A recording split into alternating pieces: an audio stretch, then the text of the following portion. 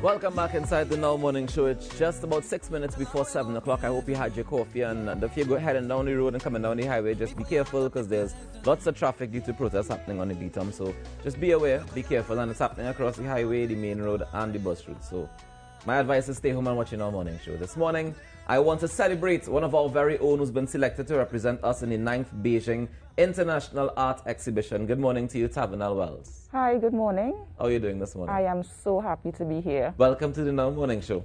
And Happy New Year and all that good stuff. Thank you. I see the year starting off in a great way for you. So, well, first of all, tell us a little bit about the work that you've been doing. You're an artist, painting artist, the visual artist is what you would call it? Yes, I'm a visual artist. So I would describe myself as sort of an abstract expressionist. So I do a lot of work that looks a little bit abstract, but I use a lot of human form in it. Mm-hmm. Most of my art is actually sort of like a visual diary of myself. So it's a lot of my own self-expression, putting it down from year to year on what I'm experiencing. Mm-hmm. And that's the kind of work that I do right now. And what mediums do you use? I primarily use acrylic, and I enjoy using it on linen canvas. On linen canvas? Yes. What makes the linen canvas so special? It is more durable than cotton. So it would last longer. So I'm hoping that my paintings can last, next 200, 500, maybe 1,000 years. That's planning for the future. Yeah. I like it. All right, so tell me what made you apply to be a part of the 9th Beijing International Art Exhibition? Well, luckily for me, I'm a registered artist with the National Registry, and, they would send out a regular newsletter. Yes. On one of the newsletters, I saw that they were inviting applicants to actually participate in this international competition. When I looked into it, I realized, well, what they're looking for, the theme was light of life. And the work that I did in 2020 sort of reflected a lot of light. The collection I did was broken vessels.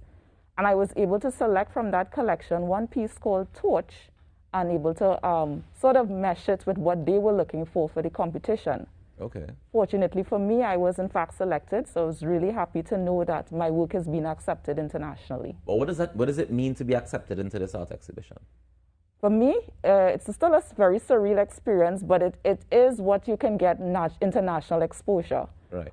Presently, I have done some shows internationally. I've been part of CariFesta 14. I've entered CARICOM competitions. But this is the first time that you can get your work actually showcased abroad. So actually, at the end of last year, I was in the process of getting the art actually shipped out to China. And this is something that I have actually never done before, having to get your work, shipped out for an international show, which usually gather an international audience. Well, I guess a visitorship.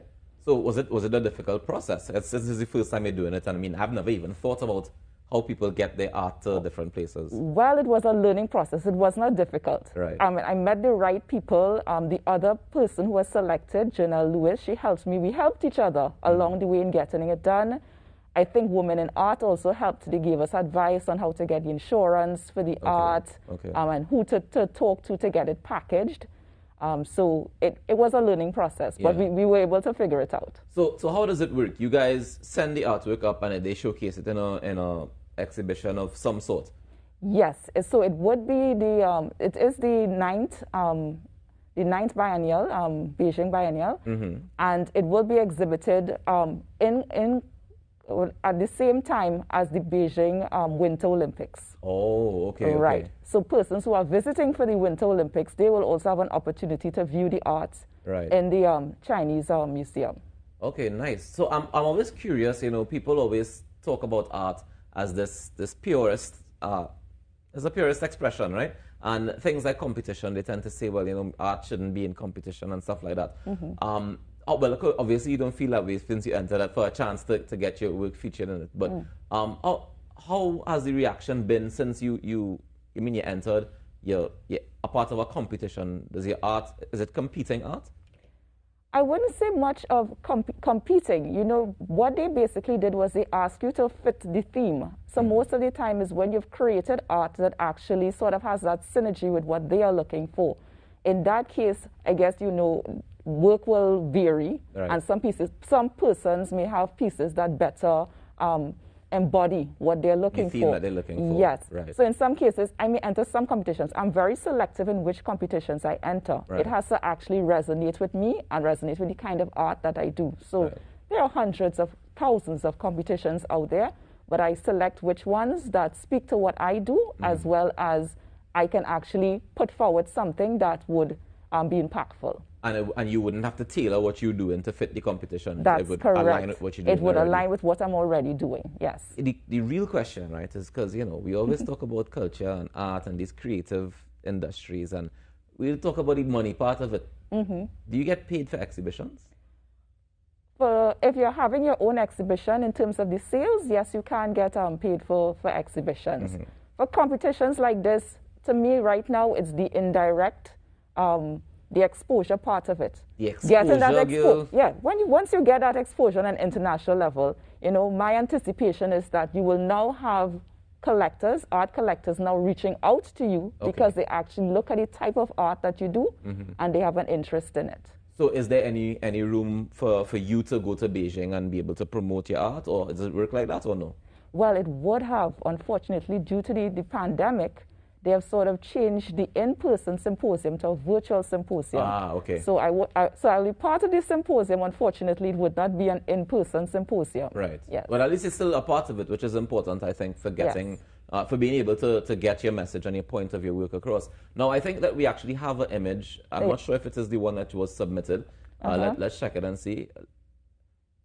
If we could run the image of it, and maybe you can let us know. Yes. So this is the one you submitted? This is what was selected. So tell me what's going on here. You said it was Torched is the name of it? Yeah. So what I did was I used human figure actually as a light on a vessel. So you see the human figure playing as the vessel of the torch as well as the light of the torch.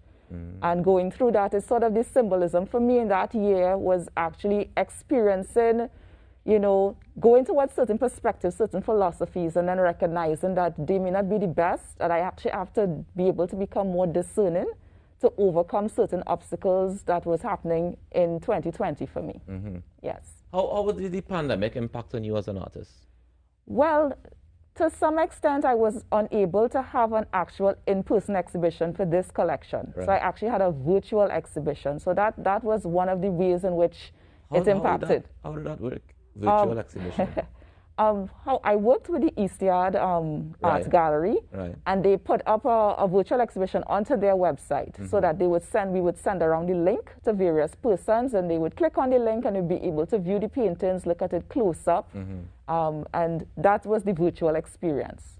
That's very, very interesting. It means that you would have had to digitize your paintings to be able to get the best quality on the website. Yes. And I imagine that's a whole process as well. Yes, it is. It's a process of now selecting the background, selecting the actual virtual gallery, because usually you would curate your gallery space. So now you have to curate a virtual gallery space, putting in music, ambience, etc. Do you think this is the way forward for art exhibitions now?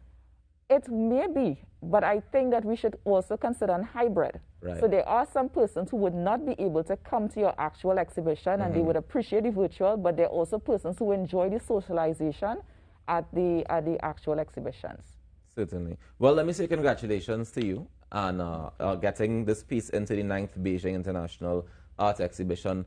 I mean, like you said, it's going to definitely put some fresh eyes and some international eyes on you and on Trinidad and Tobago. And for that, I say congratulations. Thank you so much. Not a problem. Thank you so much for joining us this morning as well and being able to share a piece of your work as well with us. And we look forward to more work coming out from you. Thank you. It's a pleasure. All right, that's Tavinal Wells, artist representing Trinidad and Tobago, putting us further on the map. Bigger, bigger dot. Every single time you look at us, they can't talk to me no more. We're Trinbago and we're proud.